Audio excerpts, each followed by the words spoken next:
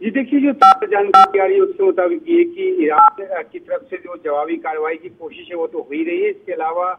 Yemen में हुती की तरफ से भी बैलिस्टिक मिसाइल जो है वो इजराइल की तरफ दागे जाने की खबर सामने आ रही है। तो जिस तरीके से इजराइल ने ईरान पर हमला किया है और उसके बाद से जिस तरह से ईरान की तरफ से बार बार ये बयान आ रहा है कि इजराइल को इन हमलों का जो खामियाजा है वो भुगतना पड़ेगा, तो उसकी कोशिश जो है वो अलग अलग फ्रंट की तरफ से की जा रही है। सबसे बड़ी बात यह है कि जो आज इजराइल का हमला हुआ है उसमें जो डेथ टोल है वो तकरीबन 18 हो गया है ईरान में। और दूसरी बात ये भी है कि जिस तरह से प्रमुख जो सैन्य अधिकारी हैं उनकी मौत हुई है, जिस तरह से जो परमाणु जो वैज्ञानिक हैं उनकी इस हमले में जद में आकर जो मौत हुई है, उसके बाद से ईरान जो है वो बड़े हमले की बात लगातार कर रहा है। लेकिन जानकार है वो कहते हैं कि शायद ईरान के पास अब इतनी क्षमता नहीं बची है, जिस तरह से उसका जो एयर डिफेंस सिस्टम है वो एक्सपोज हो चुका है, उसको काफी नुकसान पहुंचा है। तो ऐसे में ईरान कितना ज्यादा नुकसान इजराइल को पहुंचा पाएगा इस पे शक है। लेकिन दूसरी तरफ अमेरिकी राष्ट्रपति ट्रंप ने धमकी दी है ईरान को कि अगर जल्द से जल्द वो न्यूक्लियर डील पे नहीं पहुंचा तो उसे और ज्यादा बड़ा खामियाजा भुगतना पड़ेगा। तो सिचुएशन काफी कॉम्प्लिकेटेड है, काफी टेंस्ड है और अंदेशा इस बात का जताया जा रहा है कि कहीं ये युद्ध भड़क कर किसी परमाणु युद्ध का शक्ल ना ले ले। लेकिन कोशिश इस बात को लेकर भी हो रही है कि कैसे इसको कंटेन किया जाए और खुद अमेरिका जो कि लगातार इजराइल का साथ देता रहा है उसकी तरफ से भी कोशिश इस बात की हो रही है कि ईरान रिटेलिएट उस रूप में न कर पाए जिस रूप में चाहता है। तो सिचुएशन बड़ा वोलेटाइल बना हुआ है और कोशिश की जा रही है कि इस बात को बढ़ने से रोका जाए। एक और अहम बात है कि जो इजराइल के प्रधानमंत्री नेतन्याहू हैं, उन्होंने भारत के प्रधानमंत्री नरेंद्र मोदी से फोन पर बात की है, दुनिया के कई और नेताओं के साथ, और उन्होंने भारत के रुख की सराहना की है। भारत ने एक बयान जारी कर कहा है कि दोनों ही देशों को संयम बरतने की जरूरत है, डायलॉग और डिप्लोमेसी के जरिए मामले को सुलझाने की जरूरत है। हालांकि जो सिचुएशन अभी मध्य पूर्व में उभर कर सामने आ रहा है उसमें डायलॉग और डिप्लोमेसी की जो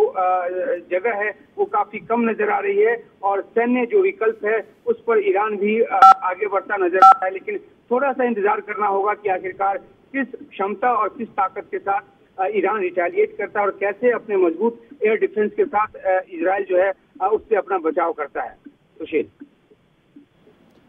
उमा, ये जो हमला कल इजराइल ने अचानक किया उसके पीछे क्या ऐसी वजह रही जो अचानक ये हमला करना पड़ा? क्या ईरान को न्यूक्लियर डील के लिए अमेरिका के साथ दबाव में लाने की ये कोई रणनीति थी? और दूसरा, पहली बार ऐसा हुआ कि ईरान के परमाणु ठिकानों पर निशाने बनाए गए इजराइल की ओर से, और ये गंभीर भी हो सकता है अगर मिसकैलकुलेशन किसी भी तरह की हुई तो।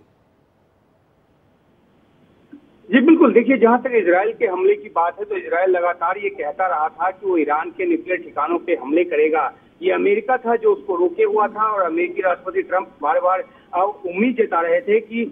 ईरान के साथ उनका न्यूक्लियर डील जो है वो हो जाएगा। वो जब नहीं हो पाया तो अमेरिका की तरफ से एक बात कही गई और ये कही गई कि वो इन हमलों में शामिल नहीं है और इजराइल जो है वो स्वतंत्र रूप से इन हमलों को कर रहा है। लेकिन अब जिस तरह से ट्रंप के ट्वीट सामने आ रहे हैं, पोस्ट सामने आ रहे हैं, उससे साफ जाहिर होता है कि अमेरिकी रणनीति का हिस्सा है। आज ही जो ट्रंप ने ट्वीट किया उसने साफ तौर पे कहा है कि 60 दिनों का वक्त उसने ईरान को दिया था और आज 61वां दिन है, तो लेकिन डील नहीं हुई है। तो ऐसे में अगर डील अब भी नहीं होती है तो ईरान को ज्यादा बड़ा खामियाजा भुगतना पड़ेगा। तो ये इजराइल और अमेरिका के बीच एक आपसी जो एक मिलीजुली रणनीति है उस रूप में सामने नजर आ रही है, जिसमें अमेरिका जो है अपना हाथ बाहर बता रहा है इस युद्ध से, लेकिन साथ ही साथ वो इजराइल के डिफेंस में और इजराइल को मदद देने के लिए हर तरह से तैयार खड़ा है। तो आपने सही कहा कि एक आपसी जो एक समझ है इजराइल और अमेरिका के बीच वो इस रूप में नजर आ रहा है। और दूसरी बात जो आपने कही कि क्या ये युद्ध एक खतरनाक रूप भी ले सकता है, जहां तक आईएईए की तरफ से आया बयान है उसमें कहा जा रहा है कि ईरान ने ये बताया है कि उसके न्यूक्लियर साइट्स को बेशक निशाना बनाने की कोशिश की गई हो लेकिन उस पर कोई इम्पैक्ट नहीं हुआ है, इसलिए रेडियो धर्मिता का जो खतरा है वो अभी नजर नहीं आ रहा। लेकिन हाँ, अगर इजराइल ने फिर से इन ठिकानों को निशाने पर लेने की कोशिश की तो ये एक बड़ा खतरा हो सकता है। और जिस तरह से न्यूक्लियर साइट्स को निशाना बनाने की बात की जा रही है और जिस तरह से ये भी कहा जा रहा है कि वहाँ पे 60% के आसपास के संवर्धन के यूरेनियम है और ईरान जो है वो 9 परमाणु बम बनाने के करीब है। तो इस तरह की खबरों के बीच अगर इजराइल उन साइट्स को निशाना बनाता है तो कल को ये एक इस बात का खतरा हो सकता है कि रेडियो धर्मिता वहां पर फैले और इससे पूरे इलाके को नुकसान पहुंचेगा। सुशील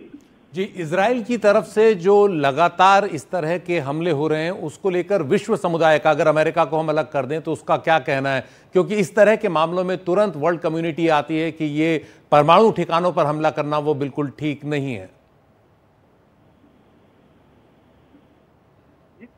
मिडिल ईस्ट की बात करें तो वो एक डिवाइडेड हाउस है। वहाँ पे अलग अलग किस्म के जो पावर्स हैं वो काम कर रहे हैं। बहुत सारे ऐसे देश हैं जो अमेरिकी प्रभाव में हैं और वो अमेरिका का साथ देते नजर भी आ रहे हैं। जहां तक अगर जो ईरान की तरफ से किए जाने वाले हमलों को इंटरसेप्ट करने की बात है उसको लेकर, लेकिन दूसरी बात ये भी है कि जब इस्लामिक एक कॉज की बात होती है, फिलिस्तीन कॉज की बात होती है, तो यही मिडिल ईस्ट के देश जो है वो ईरान के साथ अपना जो एक लगाव है वो दिखाते हैं। तो कड़ी निंदा तो मिडिल ईस्ट के कई देशों की तरफ से की जा रही है, लेकिन इस बात की उम्मीद ना के बराबर है कि कोई मिलिट्रली जो है वो ईरान के साथ खड़ा होगा। जहां तक दुनिया के बाकी देशों की बात है तो यूरोप के कई सारे देश जो हैं जैसे कि जर्मनी की तरफ से बात करें या फ्रांस की तरफ से बात करें या जो कनाडा की तरफ से बात करें, तो इजराइल के 2 मिनिस्टर के ऊपर उन्होंने पाबंदी लगाई है, इस बात का आरोप लगाते हुए कि फिलिस्तीनियों के खिलाफ जो एक हिंसा को बढ़ावा देने की जो बात है वो इजराइल के मिनिस्टर्स की तरफ से की जा रही है। तो गाजा की जो सिचुएशन है उसको लेकर पश्चिमी देश कई नाराज हैं। इजराइल पे वो पाबंदी की भी बात कर रहे हैं, लेकिन जहां तक दुनिया की प्रतिक्रिया की बात है तो क्योंकि अमेरिका इजराइल के साथ खड़ा है तो ऐसे में बयान तमाम तरह के दिए जा रहे हैं, लेकिन इजराइल पे इसका कोई असर पड़ता नजर नहीं आ रहा।